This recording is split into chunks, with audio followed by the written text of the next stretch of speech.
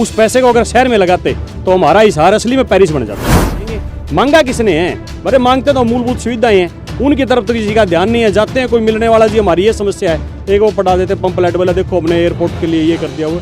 अरे भाई हमें जरूरत नहीं है, एक भी शहर वाले को जरूरत नहीं है एयरपोर्ट। पेरिस का जिक्र मत करो सर, बहुत सारे राजनीतिक दल से लोग उनके गुर्दे छिल जाएंगे अगर मैं बात करूं तो, क्योंकि कोई इसको पेरिस बनाने के लिए चल रहा था, कोई चंडीगढ़ बनाने के लिए चल रहा था, कोई अब गुप्ता जी कहते हैं कि हम इसको इंदौर बनाएंगे। आप मेरी एक बात सुनो, आपके जवाब खुद मिल जाएगा। जितना पैसा एयरपोर्ट के नाम पे बहाया, अगर उसको शहर के विकास पे लगाते तो कहीं ना कहीं पेरिस के बराबर नहीं पहुंचता। हिसार से लेकर दिल्ली की दूरी महज 20 मिनट की हो जाएगी। होगी जी। बस स्टैंड तक की दूरी कितनी है?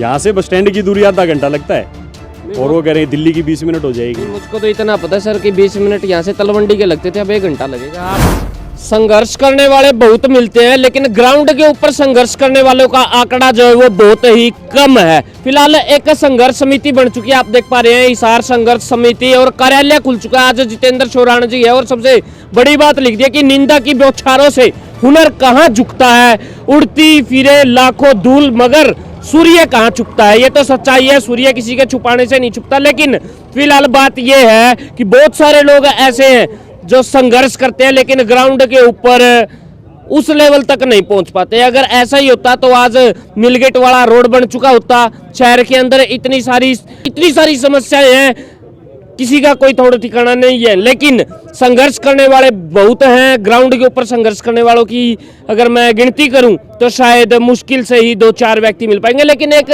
संघर्ष समिति है हिसार के अंदर, एक और भी बनी थी। आज इसका नाम जो है वो शायद चुरा लिया गया है, या फिर कुछ और नवनिर्माण किया है, या फिर पहले वाली के ऊपर हो सकता है कहीं पे फुल स्टॉप लग गया हो, क्योंकि उन्होंने जो काम करने थे वो कर लिया। वह हमारे पास में जितेंद्र चौराना जी हैं, इनसे जरूर बातचीत कर लेंगे। सर नमस्कार जी। नमस्कार जी। बहुत बहुत मुबारक हो। पहली बात तो आपने बहुत बड़ा ऑफिसर हिसार संघर्ष समिति का कार्यालय खोल दिया है। बहुत बहुत धन्यवाद जी। ये फिर आप लोगों का और प्रेस के साथियों का और हिसार वासियों का प्यार है, जो मुझे उस सेक्टर से निकल करके वहाँ आने जाने में लोगों को तकलीफ होती थी, तो ये ऑन रोड है तो आने जाने में किसी प्रकार की किसी को दिक्कत नहीं होगी, इसलिए मुझे यहाँ पर ये कार्यालय। अब वो जिस रोड के ऊपर आने जाने में तकलीफ होती थी लोगों को, उस रोड के लिए संघर्ष होगा या फिर नहीं होगा? उस रोड के लिए संघर्ष किया है तभी वो रोड बनेगा। 13-14 तारीख को उसका टेंडर खुल जाएगा और मेरे ख्याल से 15 तारीख से काम शुरू हो जाएगा। संघर्ष करने वाले बहुत मिलते हैं चौराना साहब, लेकिन ग्राउंड के ऊपर संघर्ष वालों की कमी जो है वो अक्सर रहती है। नहीं, मैं तो आप पिछले सालों से देख रहे हैं, जब से मैं इस जनसेवा कार्य में लगा हूँ तब से लेकर के आज तक मैं निरंतर लगा हूँ, और जिस काम के लिए ठाना है उस काम को कुदरत परमात्मा की मर्जी की है या हिसारवासियों का साथ, जिस काम को भी उठाया, मुद्दे को उठाया, उसको पूरा करके रहे हैं। और एक ना संघर्ष समिति के नाम से जब भी नाम आता है तो एक हिसार के मेयर साहब हैं गौतम सरदाना जी, वो भी संघर्ष समिति बना के चल रहे थे। अब ये नाम वही है, चेंज हो गए, या फिर नवनिर्माण करना है, क्या करना है, या फिर पहले वाले पे फुल स्टॉप लगी थी, आप इसको आगे दौड़ाने का नाम करेंगे? बता दीजिए, क्योंकि बिल्कुल जी, उन्होंने जो संघर्ष समिति का निर्माण किया था उनका जन संघर्ष समिति के नाम से था। और मैंने जो मेरी समिति का नाम रखा हिसार संघर्ष समिति, और इसमें मैं जब सेक्टर का प्रेसिडेंट बना तो आप जैसे जो मीडिया के साथी थे या जो अधिकारीगण थे उनके पास जाते थे तो उनको एक जो अपना नाम पता बताने में उनको कहते कि मैं सेक्टर 16 तरह से प्रधान हूँ, तो वो कहते कि तो आपका इस मुद्दे से क्या लेना देना है। तो मैंने फिर इसका निर्माण किया ताकि कोई भी अधिकारी है ना उसके, और जब से इसका निर्माण किया तब से भगवान की दया से पूरा शहर साथ जुड़ता ही गया है, और जिस भी काम के लिए ठानी वो काम को पूरा भी हुआ है। इनेलो कितना एक अपना परिपक्व दिखाने में कामयाब होगी, क्योंकि आप INLD के अंदर हैं फिलहाल? देखिए, पार्टियां सभी अपनी अपनी जगह पे है। मेरे पास आज कांग्रेस से भी आए हैं जो साथी शहर के रहने वाले हैं, BJP से भी आए हैं, और इनेलो से भी आए हैं, जजपा से भी आए हैं। देखिए, पार्टी का इसमें कोई मुद्दा नहीं है, ये तो एक हिसार संघर्ष समिति। और आप देखिए ना कोई सिंबल है, मेरा जो आदर्श है भगत सिंह जी और शहीद चंद्रशेखर आजाद जी, उनके उसूलों पे चलते हैं, उनके आदर्शों पे चलते हैं, और तभी जा करके हम यहाँ लड़ झगड़ के लोगों के अपने काम करवा के लेके आते हैं। पार्टी का किसी भी तरीके का किसी का भी कोई वो नहीं है, हम सब एक हैं। मैं तो पूरा एक भाईचारा बनाया, जो मैंने इन्विटेशन दिया है या जो मेरा लोगो है, कहीं भी किसी पार्टी का कोई जिक्र नहीं है। ये कि हिसार वालों के लिए जगह है, हिसार की संघर्ष समिति है, उनके लिए हम लड़ते रहेंगे हमेशा। आगे जो भी होगा वो परमात्मा के हाथ में। और एक याशी कंपनी थी, लोगों को इतना परेशान कर रखा है। रोड देख लो, इतने परेशान है। शहर से हवाई अड्डा का नाम ले दिया, हवाई जहाज देखने को नजर नहीं आ रहे हैं। पूरे रोड के ऊपर इतना भ्रष्टाचार चल रहा है, सात रोड का जिक्र करें, शहर के अंदर लाइटें लगी बिलाजी 26 जनवरी को ये लाइटें लगाई है हमने, शहर को सोने की तरह चमका दिया, और सात रोड सुनना छोड़ दिया। पता नहीं ऐसी कितनी सारी समस्याएं, सबका सामना कर पाओगे क्या आप? आपके पास में तो सर अभी वो पोजीशन भी नहीं है, हालांकि आप लड़ने के लिए तो तैयार है, लेकिन बिना चौधरी के कुछ होता तो नहीं। मेरे पास पोजीशन क्यों नहीं है? ये देखिए, ये देखिए पोजीशन है, क्यों नहीं है? आज तक कोई काम एक बताइए जो मैंने उठाया पूरा ना करवाया। एनहांसमेंट का मुद्दा रहा, पूरे हरियाणा के हम मिलके ठीक करवा के लेके आए। जहाँ तक बिजली के एसीडी की बात थी, पूरे हरियाणा के अकेले हम हिसार संघर्ष समिति के दम पे पूरे हरियाणा की एसीडी खत्म करवा के लेके आए।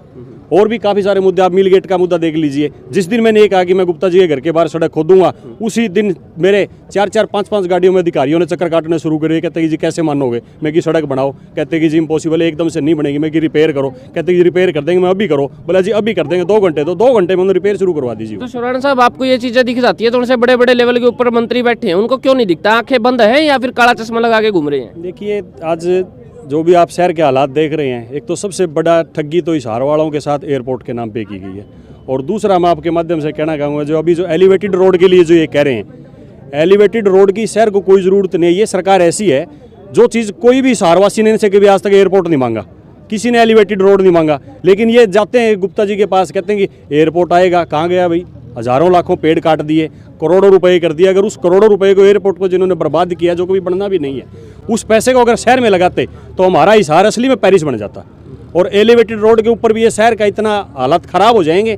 मांगा किसने है? अरे मांगते तो मूलभूत सुविधाएं हैं, उनकी तरफ तो किसी का ध्यान नहीं है। जाते हैं कोई मिलने वाला, जी हमारी ये समस्या है, एक वो पटा देते पंपलेट वाला, देखो हमने एयरपोर्ट के लिए ये कर दिया। वो अरे भाई हमें जरूरत नहीं है, एक भी शहर वाले को जरूरत नहीं है एयरपोर्ट। पेरिस का जिक्र मत करो सर, बहुत सारे राजनीतिक जो से लोग हैं उनके गुर्दे छिल जाएंगे अगर मैं बात करूं तो, क्योंकि कोई इसको पेरिस बनाने के लिए चल रहा था, कोई चंडीगढ़ बनाने के लिए चल रहा था, कोई अब गुप्ता जी कहते हैं कि हम इसको इंदौर बनाएंगे। आप मेरी एक बात सुनो, आपके जवाब खुद मिल जाएगा। जितना पैसा एयरपोर्ट के नाम पे बहाया, अगर उसको शहर के विकास पे लगाते तो कहीं ना कहीं पेरिस के बराबर नहीं पहुंचता।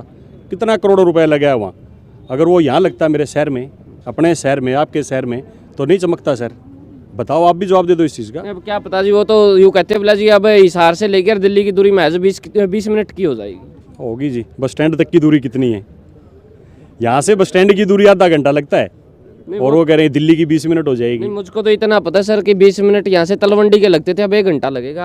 आपको कितना का लगेगा? आप भी बता। मेरा तो पुराना रास्ता पड़ता है जी, मेरा गांव उस रोड पे इतना परेशान कर रखा है। और जहाँ तक तलवंडी गांव की बात है, उनका ये लोग अस्तित्व मिटाने पे तुले हुए हैं। भाई किसी गांव को मिटाना थोड़ना चाहिए भाई, उसका किसी ना किसी तरीके से कोई समाधान निकाले। अब उस रास्ते, उनके सारे रास्ते बंद हो जाएंगे तो वो कैसे अपना गुजर बसर करेंगे?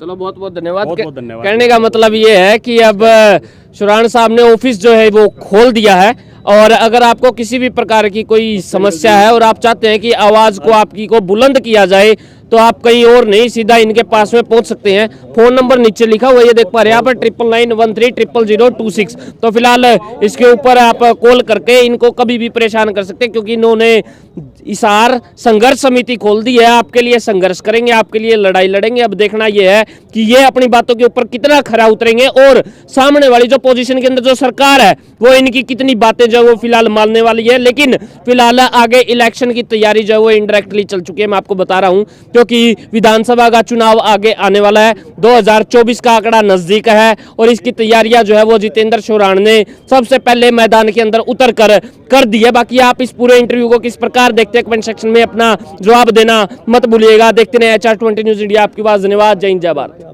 ओकेजन चाहे कैसा भी हो, आपको परफेक्ट दिखाना है आशीर्वाद लहंगा शेरवानी का काम, जहां पाए डिजाइनर लहंगा, शेरवानी और पार्टी वेयर ड्रेसेस। यहां किराए पर लहंगा, शेरवानी और ड्रेसेस की सुविधा भी उपलब्ध। विजिट आशीर्वाद लहंगा शेरवानी, SCF 113, राजगुरु मार्केट, हिसार।